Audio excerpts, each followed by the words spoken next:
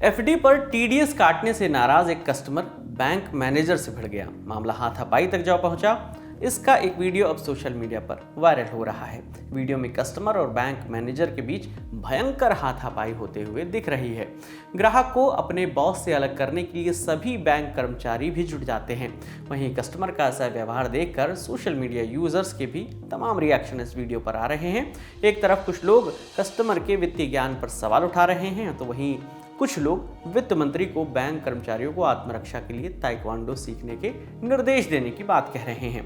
तो ये मामला है गुजरात के अहमदाबाद के वस्त्रपुर का। यहाँ पर यूनियन बैंक की ब्रांच है और घटना गुरुवार यानी 5 दिसंबर की सुबह करीब 10:30 बजे की बताई जा रही है। आरोप है कि जयमन रावल नाम के एक ग्राहक एफडी से टीडीएस कटौती को लेकर परेशान था, जिसके चलते वो बैंक में आया और यहाँ आकर जब बातचीत हुई तो उसने अपना आपा खो दिया। रिफंड प्रोसेस की डिटेल जानकारी लेने के बजाय वो गुस्सा हो गया और बैंक पर गलत तरीके से उसका पैसा हड़पने के आरोप लगाने लगा। इसी दौरान उसने ब्रांच मैनेजर सौरभ सिंह का आईडी कार्ड निकाला और उसकी शर्ट पकड़कर खींच ली। इस बीच जब शुभम ने बीच बचाव की कोशिश की तो जयमन ने उसे भी तमाचा जड़ दिया, जिसके बाद बैंक स्टाफ और बैंक के अंदर मौजूद कस्टमर ने उनका बीच बचाव कराया। घटना के तुरंत बाद ब्रांच मैनेजर सौरभ सिंह ने पुलिस को फ़ोन करके बुला लिया। वस्त्रापुर पुलिस ने जयमन रावल के खिलाफ बीएनएस की धारा 296, 115(2) और 221 के तहत मामला दर्ज कर लिया है। अब आपको एफडी पर टीडीएस काटने के नियम के बारे में भी बता देते हैं, जिसकी वजह से ये पूरा विवाद शुरू हुआ है। दरअसल भारत में फिक्स्ड डिपॉजिट यानी एफडी पर मिलने वाले ब्याज पर टीडीएस यानी टैक्स डिडक्टेड एट सोर्स काटने का प्रावधान है। ये नियम भारतीय आयकर अधिनियम 1961 के तहत लागू होता है। अगर एक फाइनेंशियल ईयर में एफडी से मिलने वाला ब्याज 40,000 से अधिक है तो बैंक टीडीएस काटता है। सीनियर सिटीजन के लिए ये लिमिट 50,000 रुपये है।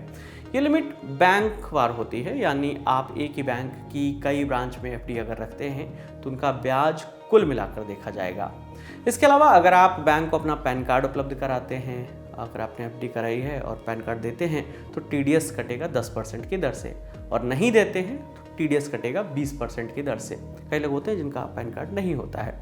लेकिन अगर आपकी टोटल इनकम टैक्स के दायरे में नहीं आती है तो आप फॉर्म 15G या फॉर्म 15H जो कि सीनियर सिटीजन के लिए है, ये भी बैंक में जमा करके टीडीएस कटौती से बच सकते हैं। ये फॉर्म आपको हर फाइनेंशियल ईयर की शुरुआत में जमा करना होता है।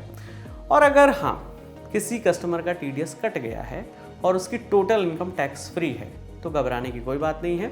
आप आईटीआर यानी इनकम टैक्स रिटर्न दाखिल करके टीडीएस का रिफंड प्राप्त कर सकते हैं, वापस ले सकते हैं वो पैसा जो कटा है।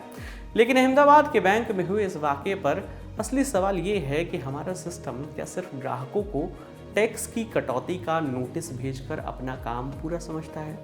क्या वित्तीय साक्षरता की कमी इस देश में ऐसी घटनाओं का कारण नहीं बन रही है?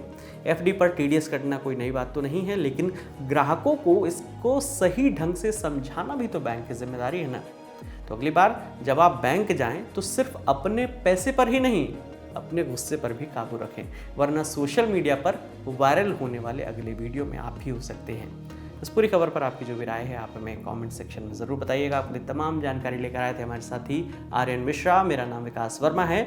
देखते रहिए दी लंदन टॉप। शुक्रिया।